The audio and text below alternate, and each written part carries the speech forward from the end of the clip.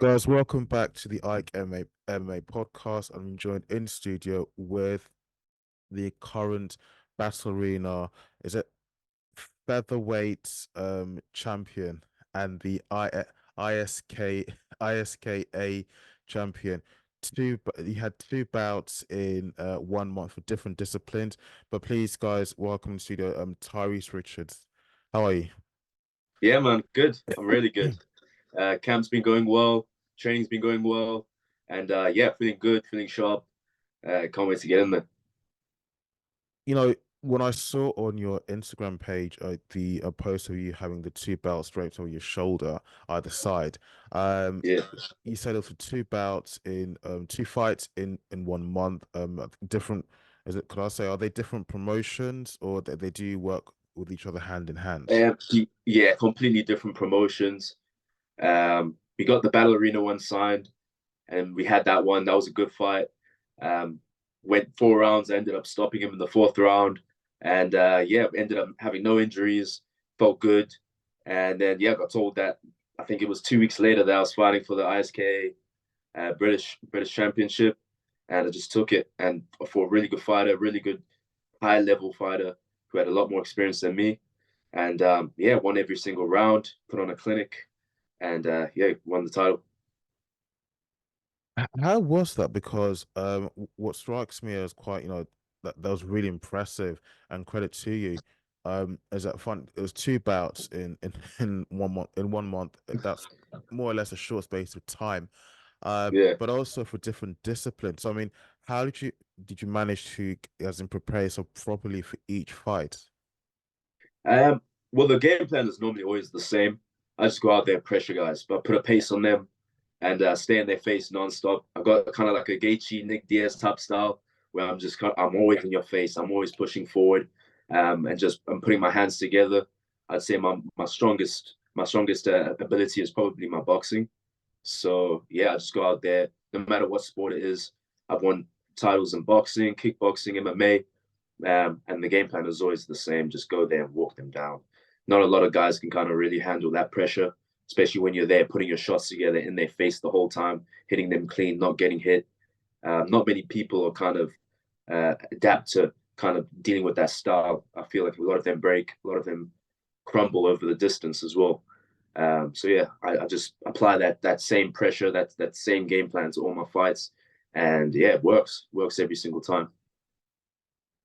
Please don't be offended if this comes across as quite a silly question, but for the kickboxing and for the mixed martial arts bouts, for either one of them, was it the same corner that you were with that was supporting you for each fight? I mean, was it the same people who trained you and helped you prepare? Yeah. So it's Andre Winners in my corner for every fight. I'm so grateful that I have someone like him and the knowledge that he has to help me out every single day. And yeah, he's always in my corner, and he tells me exactly what I need to hear. I feel like what he wants me to do is what I'm perfect at. So yeah, he just tells me to go out there, put a pace in them, break them down over the rounds, and that's what I do. So yeah, very grateful that I have someone like that in my corner. Look, I I know keep going over and over again, but that's really good, really impressive. I mean, my only question is why haven't I been seeing as in more of as in people why aren't more people chasing you for your time for an interview and even beyond that to train with you? I mean, I'm guessing that when someone like yourself achieves that kind of success, people do Yeah. want to look at you, they want to look at your background. How did you prepare? What did you do? Can I do something like that to also achieve similar success, you know? Yeah. I I feel like our gym is kind of flying under the radar a little bit. It's picking up now. We got a lot more fighters. I train at Cuba MMA, and then I also train at 4D, Fourth Dimension. So I feel like it's a little bit because our gym it's not as popular, the one in Leicester, but it's slowly building up. With fighters like myself, Anas Hamrad, he's got the British Heavyweight Championship. He's got the British ISKA title as well.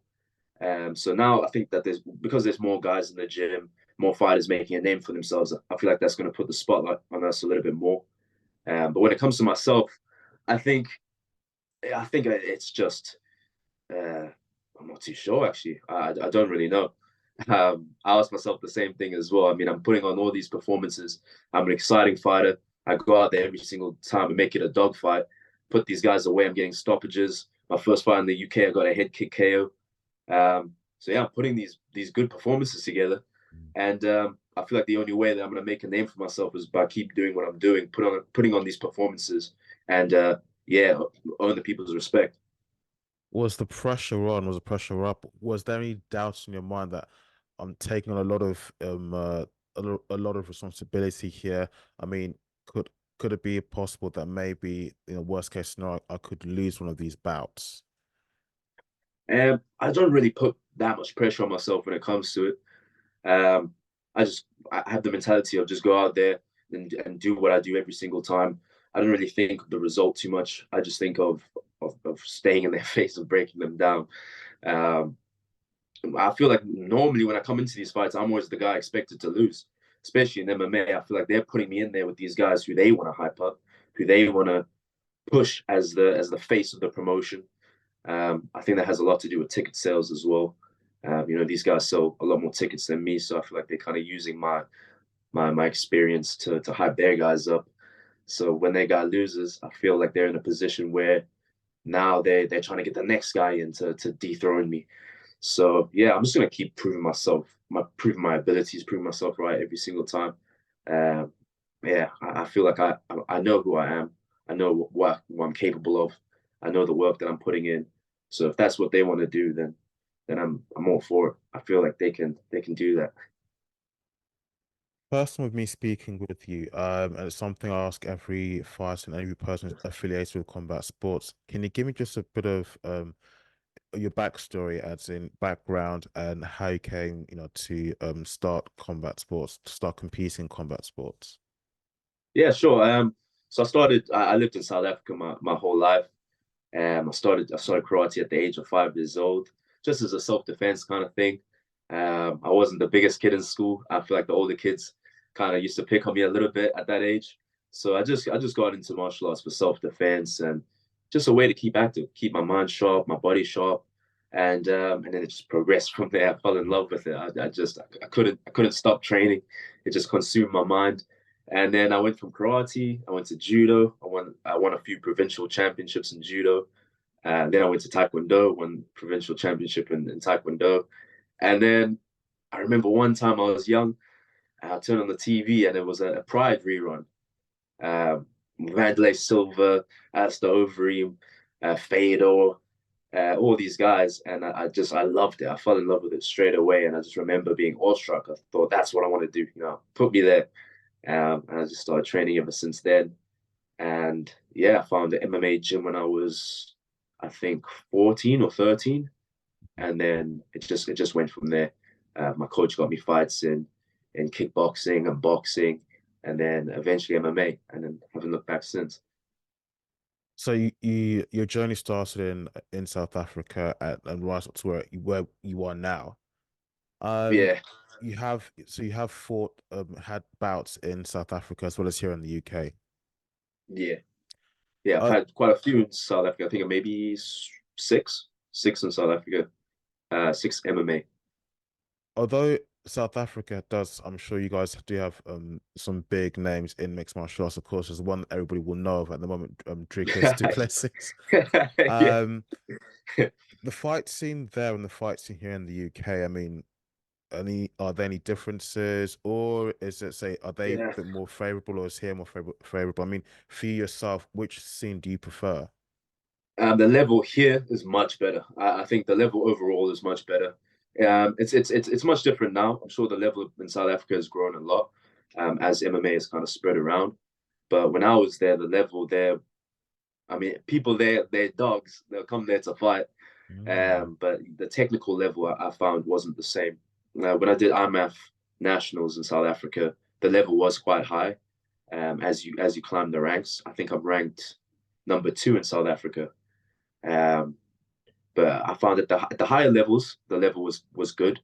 But as a whole, the level wasn't as close as it is in the UK, and that's one of the reasons why I moved to the UK to properly pursue my career in MMA.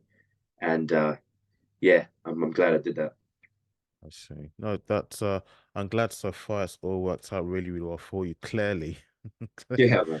Um, but I mean, for now, I mean, going forward, I mean, are you gonna, out of kickboxing and mixed martial arts, out of the two disciplines, is there a particular one which you want to pursue solely, or are you, as in, are you happy to take on whichever bout comes your way, whether it's kickboxing or mixed martial arts? I would say my main focus is MMA, Mhm. just because there's a bigger spotlight. I feel like there's a lot more money in it, and just for my career, I think MMA would be a much better choice. But I'm happy to do kickboxing as well and boxing. I think I'd love to turn pro in boxing. Um, yeah, I'd probably turn pro boxing over pro kickboxing. But whatever comes my way, I'm happy with anything. But the main goal is MMA. Awesome. So in say the next 5 or 10 years, I mean, um, well, starting here in the UK, is there any other promotions that you have your eye on, and even beyond that, internationally, any of the bigger brands such as, yeah, the obvious one, the UFC, Bellator, and PFL, even one Yeah, championship? Do you have any other they're doing any really well. yeah? Do you know of any other particular big names you'd like to be fighting in the future?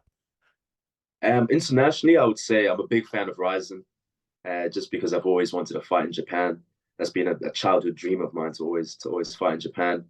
Um, but one championship is doing really, really well. I would say Mhm. one championship for me is up there. I think it's up there skill wise, especially because you've got different disciplines. There's a lot more diversity when it comes to what you're actually watching.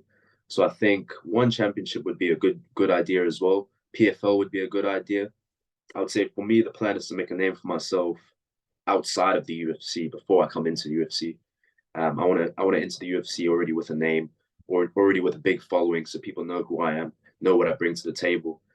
So I've got a little bit more room to bargain.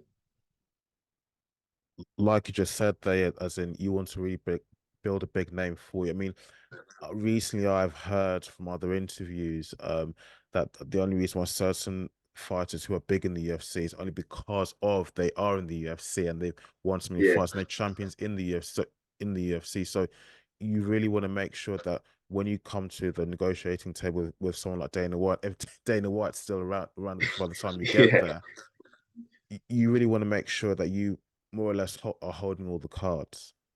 exactly. Yeah, I want to get that Justin Gaethje treatment where I come into the UFC and I'm making good money. I've got a good platform, and yeah, I can actually make a name for myself. Well, already have a name for myself, but reach, Mhm. No, pound for pound absolutely. status. I want to be known internationally. I want to be a household name in the sport. Um, so by doing that, I think I definitely need to get that experience before entering the UFC. Do you enjoy the trash talking?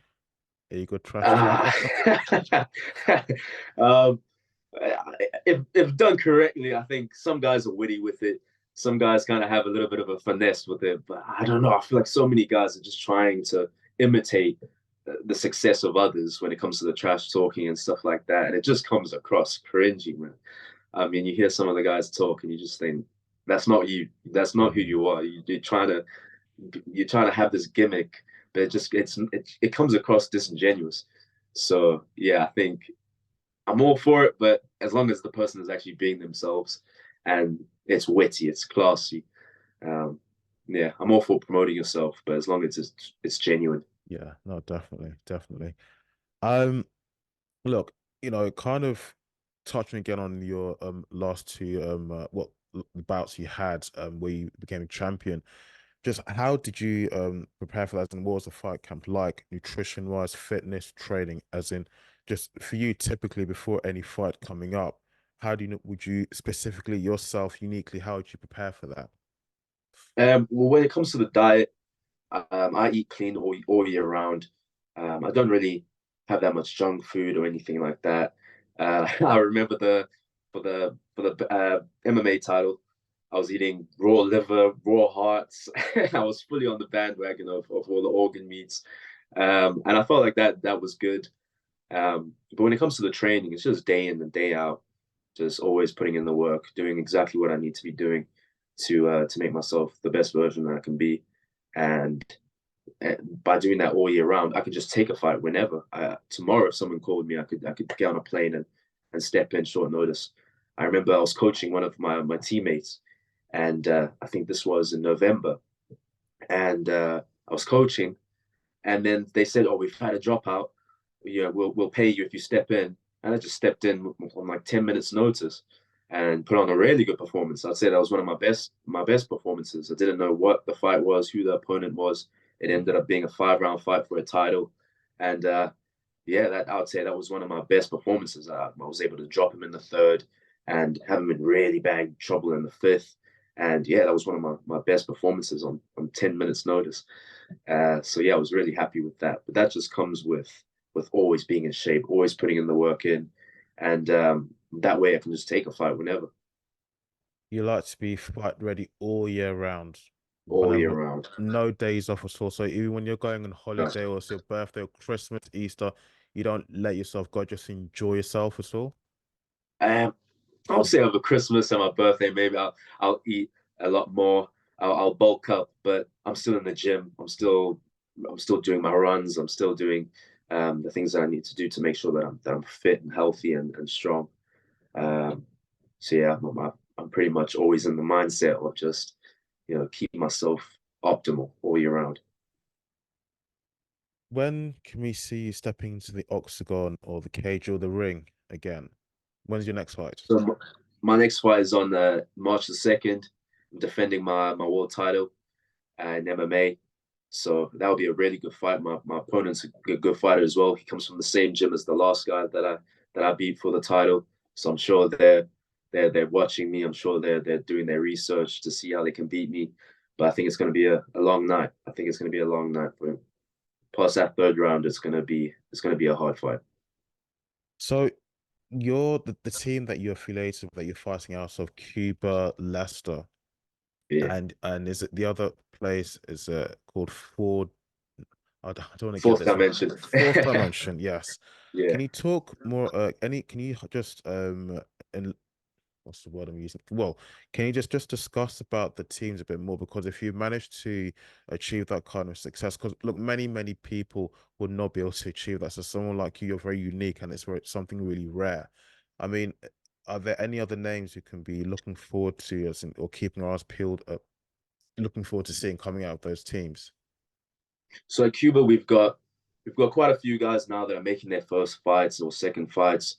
But Anas Hamrad, he's up there. I think he'll be in the UFC within the next 2 years, and in title contention in the next 2 years. A lot of people know him as Majin Buu on the Spar Wars series, the CM Boxing Spar Wars series that's recorded at Fourth Dimension. And then over there, Fourth Dimension, we've got Amari. Um, he was fighting in Glory. Now he's in Octagon. We've got a bunch of pro kickboxers there that are high level, best in the country. We've got Matters. He's also fighting. He was fighting in KSW. So yeah, all the guys there are high level. We've got Teddy. He's fighting in Cage Warriors now. He's on the rise. So all the guys there, man, they're all killers, careless. Yeah, I'm not too sure if the viewers have seen the CM Boxing Spar Wars series, but yeah, those guys are killers. Those guys go hard. So to be there and every single round, you do 25 rounds back to back, and every single guy there is the best. You learn a lot from them, and yeah, iron sharpens iron. No, the fact that you've mentioned some big name promoters that confirms definitely you've got some big names behind you in your gym and in your team as well. Um, what was I going to ask? Sorry, just losing trail of thought. Now, I mean, I think any shout outs you want to give to anyone at all, family, friends, a team. Yeah, I want to shout out to obviously my coach Andre Winner for all the support and just helping us. The amount that he sacrifices for us and to help us out is just crazy. It's insane. So I'm very grateful for them. I'm grateful for my family for supporting me. Um, I'm very grateful that my mom also has been very supportive of this journey.